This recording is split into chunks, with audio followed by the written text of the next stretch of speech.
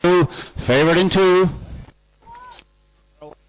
Away and racing 5, takes a 5, is going to lead up from 6, 3, also showing a bit of dash in, but 5 is KERRYROAD BAND is going to go round clear, about 3 or 4 lengths clear from 6 in second place, 3 back in third, but it is 5, that's KERRYROAD BAND setting a strong pace, 3 breaks the line in second, CORRIN SEAN to go in pursuit, 6 is there, it's 5, 3, 6, 4, 1 and 2 is the race between the final 2 bends. 5, KERRYROAD BAND is still in front, but 3 is going to launch 1 late challenge on the outside. It is 5, KERRYROAD BAND is pulling out a bit extra, 5, 3, 1 in our 903.